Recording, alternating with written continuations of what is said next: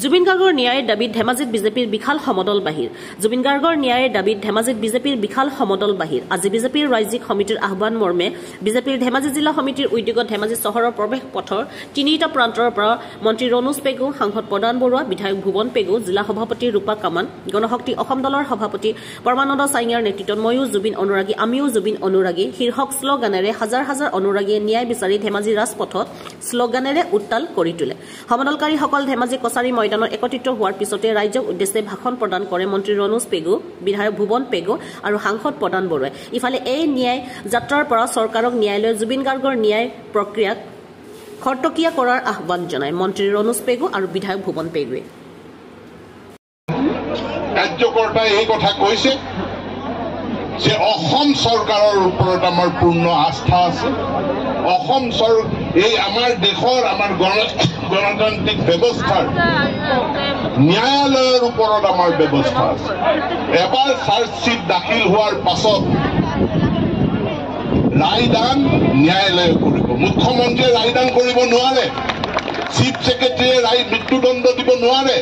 Chief ছেক্ৰেটাৰীয়ে কাৰাদণ্ড দিব নোৱাৰে মুখ্যমন্ত্ৰীয়ে কাকো দোষী সাব্যস্ত কৰিব নোৱাৰে দোষী সাব্যস্ত আদালতে কৰিব ন্যায়ালয়ে কৰিব দণ্ড বিহিব ন্যায়ালয় আৰু সেই প্ৰক্ৰিয়া খৰতকীয়া কৰাৰ কাৰণে আমি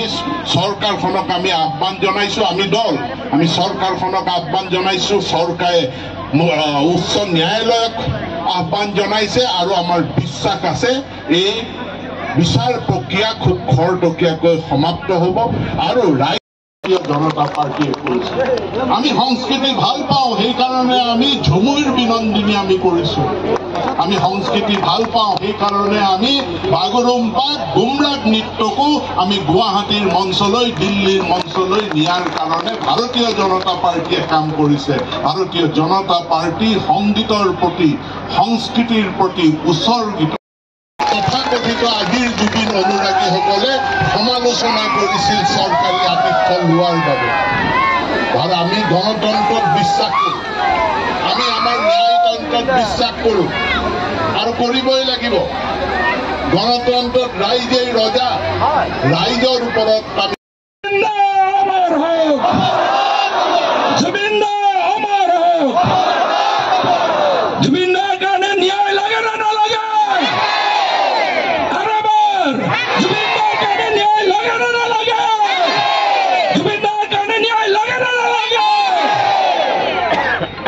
জুবিন দাই আমি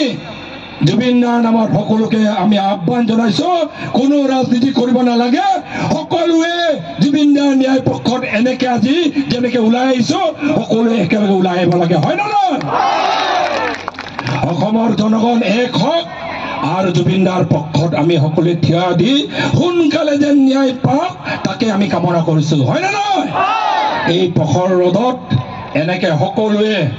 আমি জুবিন গাৰ্গৰ বিষয়ে কতো এটা শব্দ তেখেতৰ বিৰুদ্ধে আমি কোৱা নাছিলো তেখেতক আমি অপমান কৰা নাছিলো আমাক বিৰোধ কৰাৰ গণতন্ত্ৰত আমাক বিৰোধ কৰাৰ অধিকাৰ সকলোৰে আছে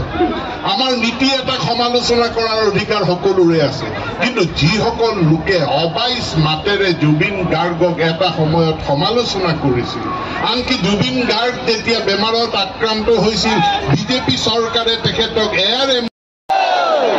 সকলোৱে আৰু এবাৰ জয় জুবিন দা।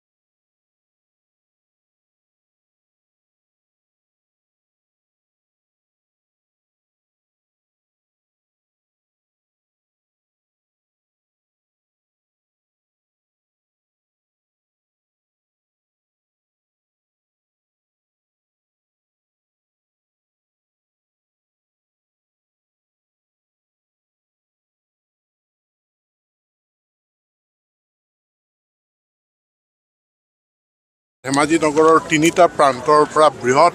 সমদল ময়ো জুবিনৰ সমৰ্থক আমিও জুবিনৰ সমৰ্থক এই শ্লোগানেৰে আমাৰ জুবিন প্ৰাণৰ জুবিন এই শ্লোগানেৰে আজি সমদল যাত্ৰা কৰিছে